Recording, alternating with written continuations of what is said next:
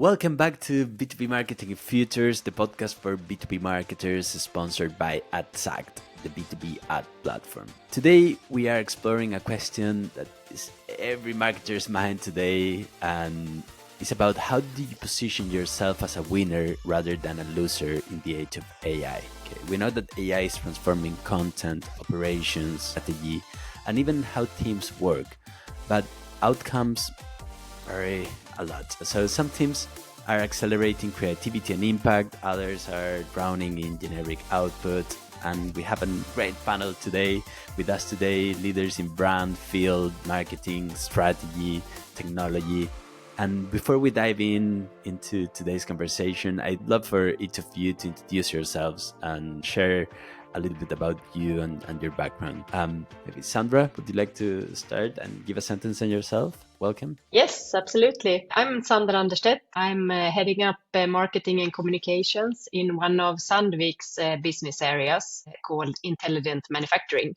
Thank you. Welcome. Steph, welcome. Hey, yeah. So I've been working across EMEA B2B SaaS and infrastructure marketing for around about kind of 10, 15 years now across multi-region, multi-platform and multi-language as well. So Herman, welcome. Hi, I'm Herman Komashko. I'm a director of marketing and technology at Safeguard Global. Most of my career actually be a software architect and developer. I'm a hands-on programmer who turned to marketing and sales just because I found it more fun. And we do a lot of an area of AI at the moment at Safeguard Global. It's nice to be here. Welcome, Herman. Kirsten, welcome. Thanks, Joaquin. I'm Kirsten van Rooyen, based in London. I work as the Director of Marketing Strategy at Superside. I work with the customers that Superside has to enable better marketing strategies, and Superside is an AI-enabled company. So AI is in every touch point of our business, and we use it to amplify the creative and the strategic work that we output for customers. So excited to chat about this today. Awesome, welcome. And Koby. Hi, my name's Koby Amedume.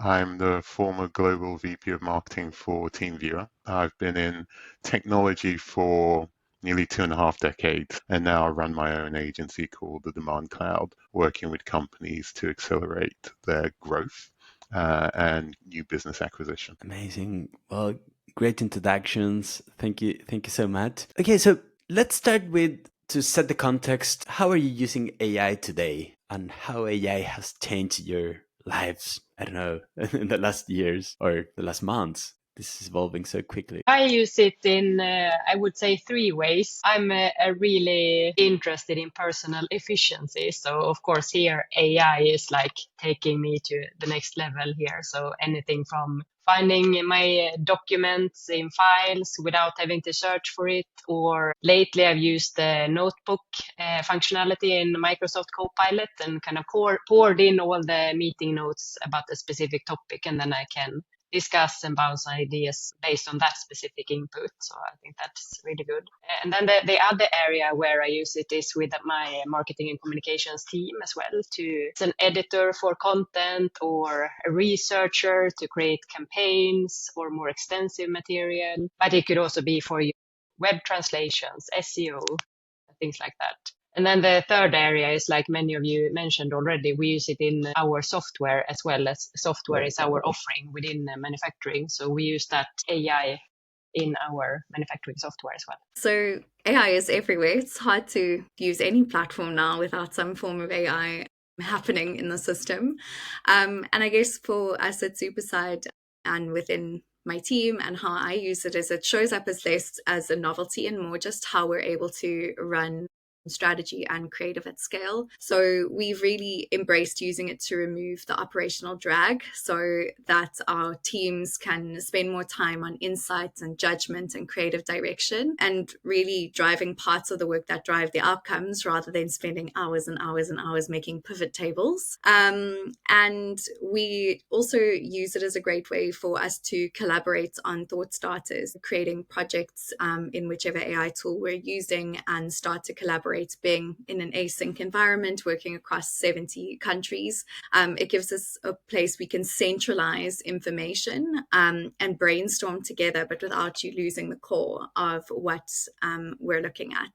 I think AI, I actually had this very discussion last night, has opened the opportunity to take on projects we probably wouldn't have taken on before, when you're getting 18 months to 2 years worth of data across multiple platforms, multiple teams. Like a human being cost to look at that data 2 years ago, 18 months ago would have been astronomical. But having AI there to enable us to be able to look at it at scale and get to synthesizing the insights a lot faster has really opened the opportunity to work in a more impactful way with our customers and do work that we had never really explored before. So just a taste from my side. I think where I've been, having been working in kind of IT, I've always seen AI quite at a kind of arm's length. And as a marketer, there's been a level of fear that it will take away the creativity that marketing can bring, because, there's a level of AI that can kind of do that generation. So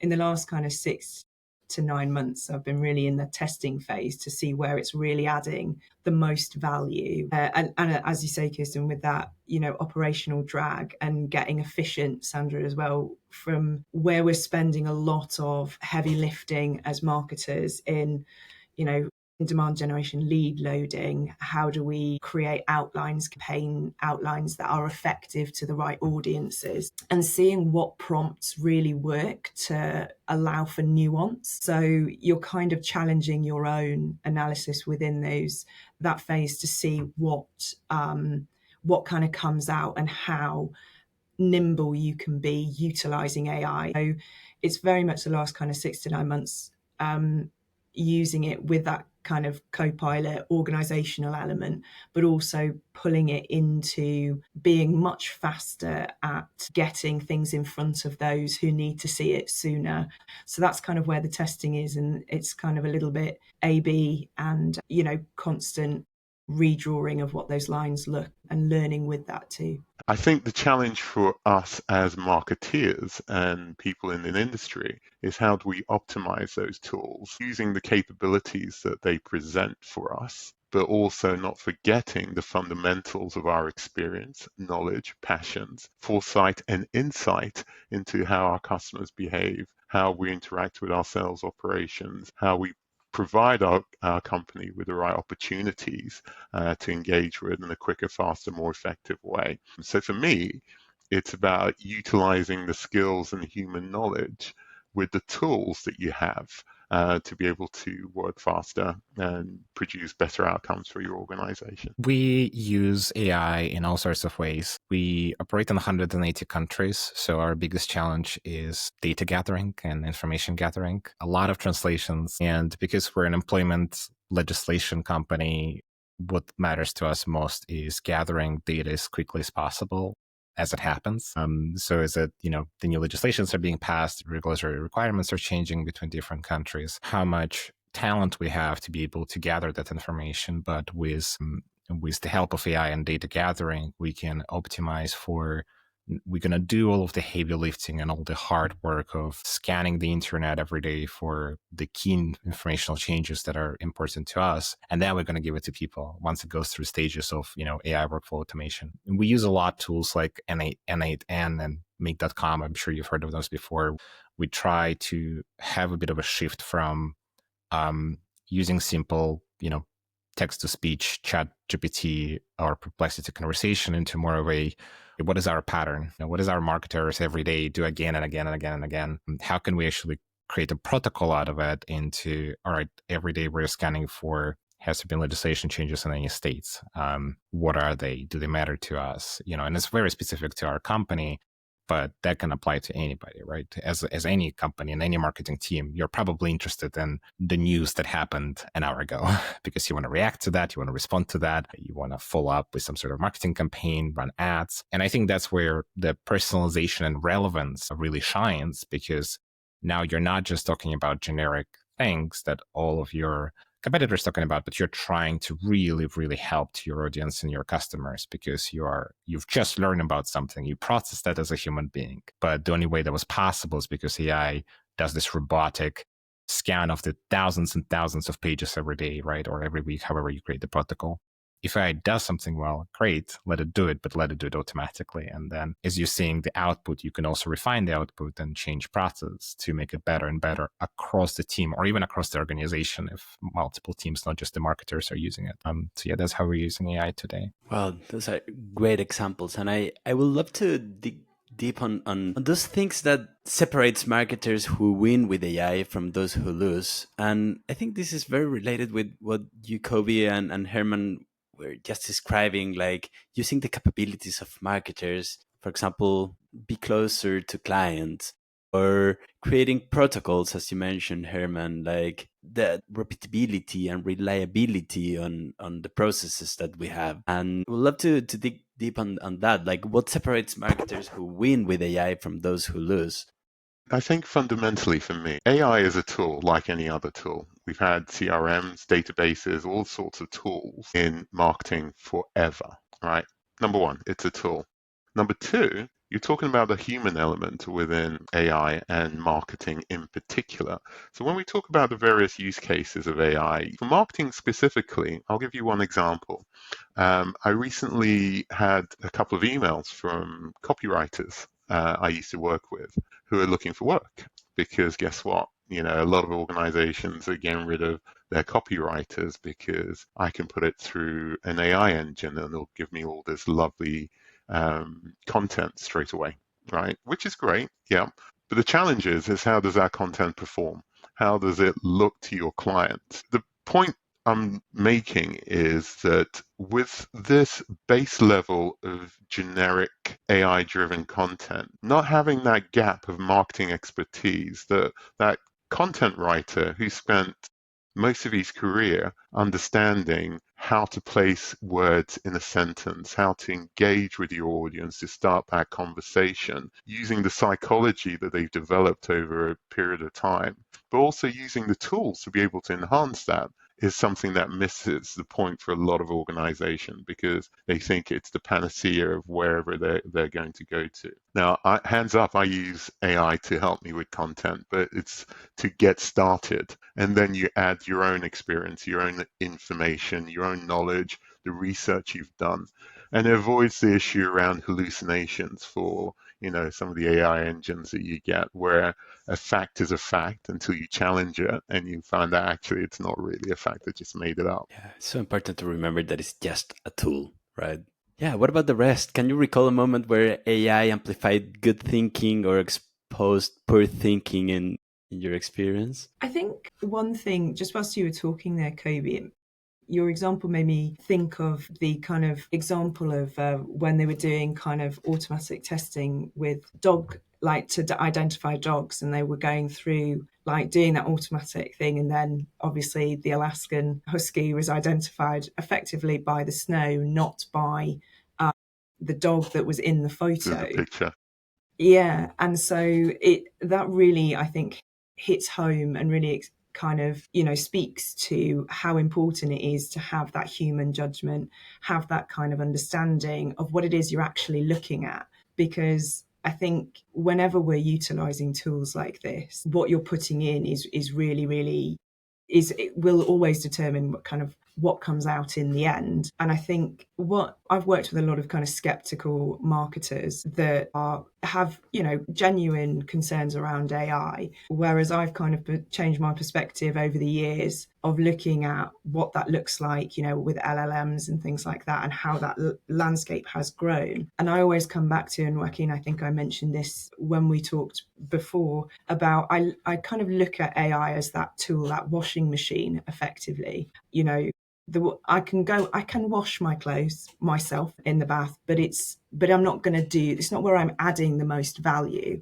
Where I add the most value is kind of, what detergent I'm choosing, what cycle we're putting on. Is it the right clothes that I'm putting it on, And AI is not going to take the clothes out of the washing machine for me and hang them up or anything like that. And it's not going to determine how they're used after.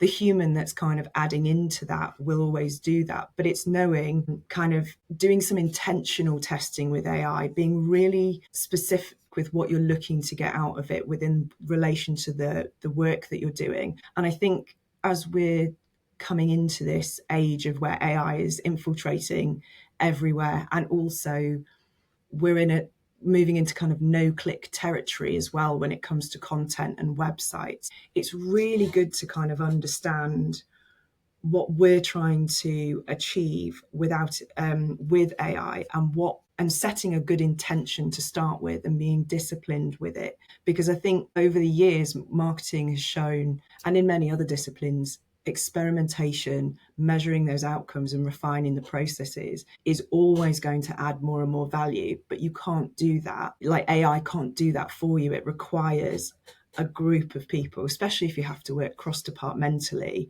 that nuance across regions. Otherwise, you're leaning into stereotypes, because ultimately it leans on the prompter or the person who creates that prompt to build what it looks like. And we see that in so many different areas of society as well, that when it's built by particular perspectives, shall we say, then the outcomes can also be defined by that as well. So it's really important not just to challenge yourself with that, but also make sure that the information you're getting is coming from multiple places, but you're setting that intention really clearly to understand what you're going to get out of it in the end. I love that perspective, and I love that analogy about a washing machine. Ultimately, it's a labor-saving device, right? From my perspective, I'm a big fan of AI. I love it. It's been an instrumental part of my business in terms of being a labor-saving device, 100%. But it comes back to the point, there are various forms of AI that we're talking about, whether it's productivity, like Sandra raised before, around optimizing your diary, your emails, doing all that kind of stuff, to where we're leading towards very quickly, not there yet, but we're talking about general intelligence, when you can ask and have an intelligent discussion with a Right now, it's based on training. It's based on large language models. It's not actually artificial intelligence per se. It's large data models, data sets, big data being analyzed in a way that gives outcomes. And unfortunately, a lot of that stuff is around what you said before in terms of how that model's been trained, the perspectives that's put into it, and it kind of sometimes gives you confirmation bias. This is why the point I raise about looking at specific use cases, and then specifically for marketing and marketers, the perennial challenge we have as an industry, as a discipline, is fundamentally we're tasked with generating awareness for the companies we work for, generating pipeline for the companies we work for, and accelerating the customer acquisition and business growth, right? Those fundamentally, there or thereabouts, are the things that we're tasked to do. And anything that helps us do that in a smarter, better, quicker way is always welcome. But over the years, I've seen different things, different false dawns about technology that's going to change the world. But this one genuinely is, because what I'm finding when I'm recruiting marketers, they're more like you, Herman, more technical in their background, more trained in either software development or some sort of technology, especially from marketing operations side of things. You need to really understand the bits and bytes of throughput and the technology behind the architecture of that to be able to apply that to a marketing context. But what I feel sometimes is missing is that born experience of someone having to build a campaign from scratch, looking at the audiences, understanding what the key messages are, what is going to resonate, working with the sales operation to see what customers they want to be targeting and why, building that into your campaign framework, and then building out the channels and routes to market, and then monitoring those, refining them, and adjusting them to get you the outcomes that you're trying to drive for your business. And I think once we get to a tipping point where it's more technology focused than the core aspect of marketing focus, that's kind of where we lose the argument a little bit, because people then become less concerned about the not just the creativity, but the input of marketing to what technology can actually deliver for a point of view. I think in terms of positioning ourselves as winners in marketing with AI, you have to start with the process. And what we call human when it matters. Within the company, we are a B2B software organization, but a lot of what we do is dealing with people, helping customers and companies to employ people internationally. So to us, we want to make sure that we automate everything we can automate, but we are human first. And I think it's the same in marketing, right? Automate when you're trying to understand if this is the right prospect, is this your ICP or not? Automate that. Figure out how to understand quickly. Don't give it to sales until you're sure this is this is a hot lead, Maybe automate that. Figure out how to do the intelligence. But when it comes to a human needs help, put the human forward, right? Don't try to outsource them to AI. Somebody's trying to talk to you. And we're so desperate, everybody is always for leads. You want to understand, well, how do we get them? So when you get them, make sure you talk to them. Don't try to outsource them and send them to through pipelines and chains of emails. Put your best foot forward and talk to them. And I think where it starts, just to add to what Koby said, I think embedding a software, and I always say a change to marketing, but I think if you don't want to necessarily hire somebody who's both in marketing and a software developer, embed a software person, a technical leader into your marketing team or your RevOps team or your sales ops team, whatever it is you're doing. Because to what Steph was saying, right, the washing machine analogy is perfect, but sometimes it might feel overwhelming to understand, is this a washing machine? Is it a dryer? Is it a dishwasher? What kind of parameters are there? What are we putting in? What are we getting out? What do we actually need? How much power does it take, right? And I think across the board understanding what can we do and what should we do less likely to be taken advantage of by what I call ChatGPT wrappers. I think there's a lot of companies out there who are great. I'm not necessarily saying if something built on ChatGPT is not good, but I think there's a lot of examples where if you ask a developer, hey, can we do that? And they will say, you actually don't need to pay $100,000 a year for this B2B subscription. We can build this in 3 weeks on top of ChatGPT ourselves. We'll just build a ChatGPT project, upload some content, and this is us, because that's exactly what it does, right? Do we really need this fancy user interface? And I think that's where having a technical person in your RevOps or your marketing team is very important, because then you can work together and engage them early in the process, explain the business use case, and explain them, this is our audience, this is what we're looking for, this is what we're trying to solve, this is where we think the time consuming part is. We want to, our speed to lead is bad because of that. So engage them there, try to understand, break it down. Huge fan of flowcharts, draw it out, create a diagram, understand the process, and they will help you. They will think as a software developer to okay, how we can actually automate that. So that would be my advice. I love that point of view, Herman. I think, and coming back to Koby's point about thinking of AI just as a tool, what you mentioned of building teams with diversity of thinking and diversity of skills, bringing technical people, if you remove AI from that equation, it's still super valid, right? You still want that diversity. You still want that technical knowledge alongside creativity. So if you build teams like that, nothing wrong can come out of that, right? And if you put AI on top of that, of course you will accelerate everything. Kirsten, I was going to bring it back more to the creative world, but I think we've all touched on it in some way here. And the notes I'd written down is the human has to know what they're doing with AI. And there's some things that the AI can't solve for you, like very complex workflows. It can try its best, but you almost, good old pen and paper or the whiteboard, you need to sketch it out, map it out, and you need to be really clear on where AI is going to amplify the process, where it can automate, where the human touch needs to come in, as Herman mentioned, because all AI will do is, if you're not super clear on the foundation of what you needed to achieve, is it's just going to magnify the gap that you give it, and it's going to make it worse. Rather spend the time building a strong human foundation with clear guardrails of what you want the AI to achieve, whether that's in marketing or in tech development around your pipeline, and then be clear in what the outputs need to be, and then make sure that the AI isn't duping you, because I think we've allowed AI to also get lazy by us being lazy and not questioning it deeply and digging a little bit deeper when it gives us the intended outputs we ask for it. I think that's great advice.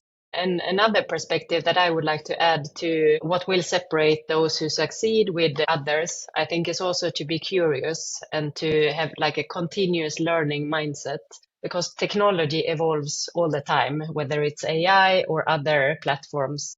and so on. So to really build a habit to test and experiment, be curious, and just try instead of thinking that you need to set aside a lot of time. I need to take half a day now to learn this. Then it becomes too big of a hurdle to even get started. So I think just take small steps and just explore and be curious every day. I think that is something that will also separate those who win with others. Yeah, and let's connect that, and let's finish by zooming in on the individual marketer, not just the team. How can personal brand and creativity amplified by AI become a strategic advantage? Personal brand standpoint. Exactly. To How kind of have you seen amplify. in AI help individuals scale their thinking or their point of view? I'll give you one example how I've seen AI not help someone is when they're using straight AI content and cut and pasting it onto a LinkedIn profile post and assuming that people think, wow, this is really smart, intelligent written stuff by a bot, not you, right? I think that the key is, like I said before, I use AI every day. I use various tools, various forms, but I also use it as a starting point. And what I use, sometimes when I'm sitting there and I want to write something, I'm stumped.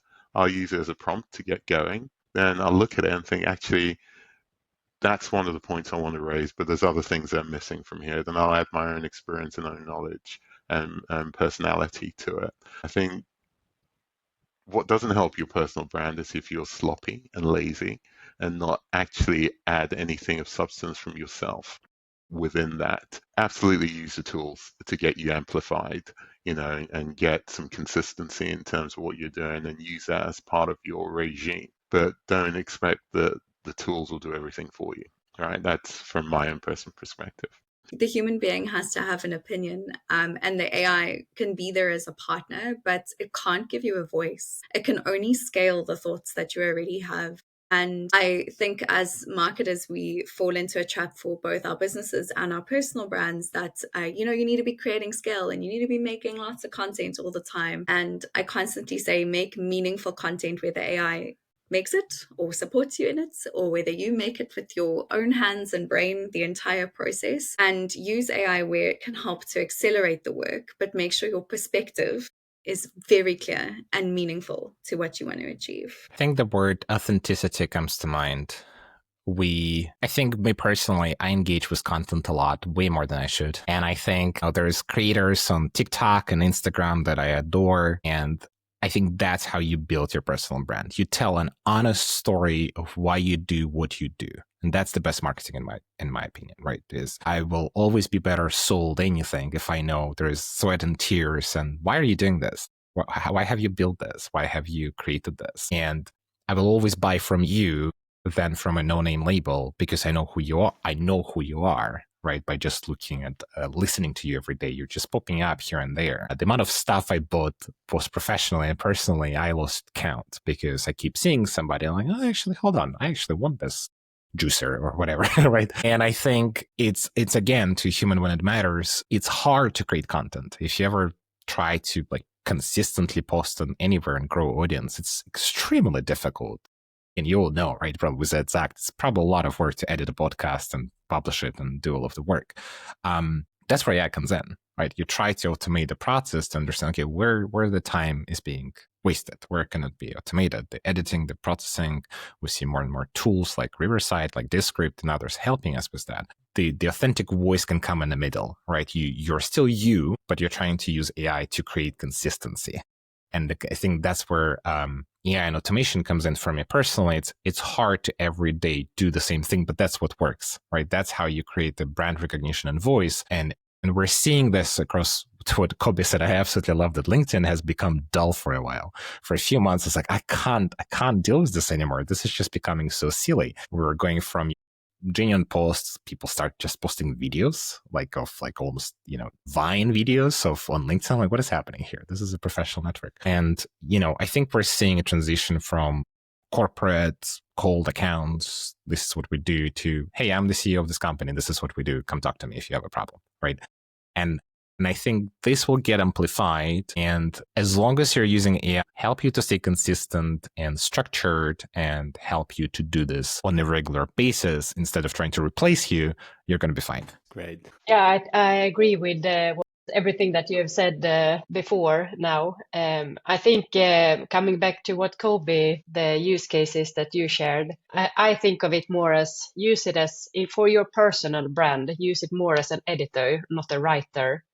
So the more of your own words and your own thoughts you pour in, and then let AI refine it or structure it or organize it, I think then it tends to be more authentic. But if you kind of use it to write a post about this, then it will not fly. I think a differentiator right now actually is the authenticity and adding that human perspective, because there's so much generic content out there now when we're still in the beginning of this transformation with or revolution with AI. But I think the more of yourself you put into AI and then just use it as an editor or as a support or someone to bounce things with, I think then it can make you more efficient, but should not take over your own voice. I love that. I think the perspectives that everyone's shared just there is I absolutely agree. I think there's a couple of things that I would say that I think where I'm seeing AI from a personal brand is coming in.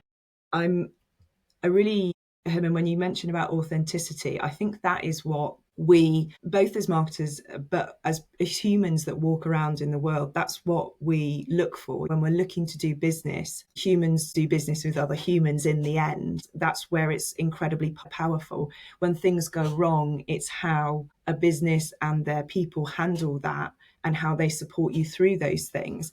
Those are things that AI in general can't handle for you. But I think the core thing around, when I got into marketing all those years ago, I got in because I love to connect with people. I wanted to communicate with people. I wanted to create connections and kind of understand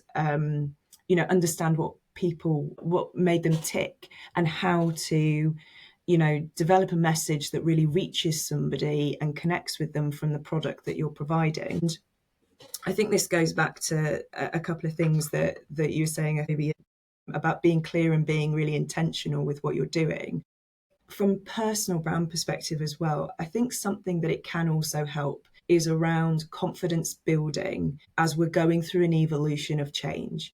We're seeing some of the metrics that we as marketers have relied upon for a few years. PPC has changed so much in the last couple of years that it's really fundamentally changed, say, an entire structure of marketing that didn't exist 30 years ago or something. So these evolutions in marketing are continuing to happen, but we've learned to move with them.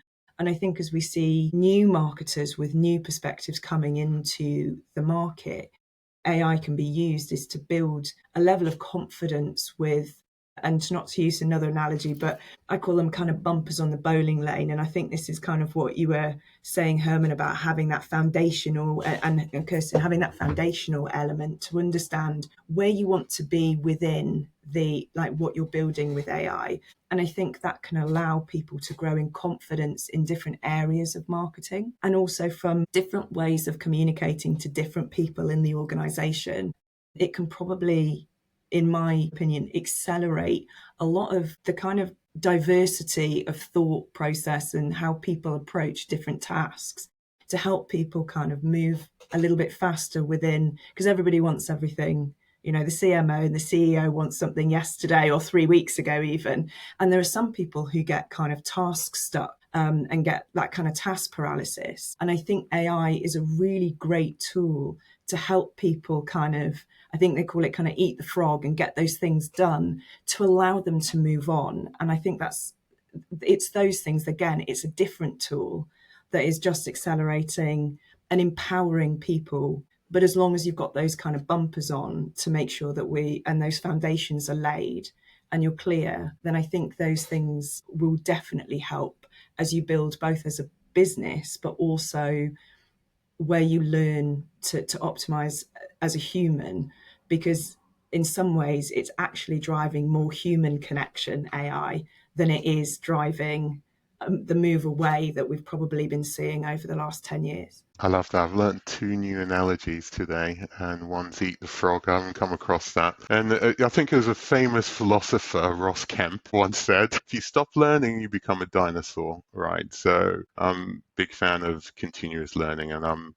definitely one who doesn't know everything, but I love to learn new things every day. From my perspective, everyone here on the call said some amazing things, some really interesting things. I think if I look at my career over the last, 27, 28 years, is the one thing that has been consistent is about authenticity of brand, authenticity of voice, how you connect and engage with your customers in a way that, it resonates with them. They feel an affinity towards your organization, your brand, your product, whatever it is you're selling. We used to call it tribal marketing. It's called, whatever the name is given, is fundamental core of marketing principle. It's about creating that connection with your audience. And whatever tools and tactics are in place to help us do that, I think it's incumbent on us as marketing leaders to be able to show the next generation coming up that these are the important fundamentals of what we're doing. The rest is just the tools and access that we have towards the audience to understand them better. But fundamentally, we need to be authentic in our voice, the connections we make, and be truthful about that as well, and have that process that validates their affinity towards your brand, towards your message, and ultimately towards your product. And that's what creates lifetime value. Well, thank you all so much. This has been such a rich and great conversation. I'm sure this is one of those episodes that will stick with a lot with our listeners. And yeah, for all of you who are listening to this podcast, please don't forget to subscribe, give us a like, share with your colleagues if you think this is interesting. And until next time, thank you so much.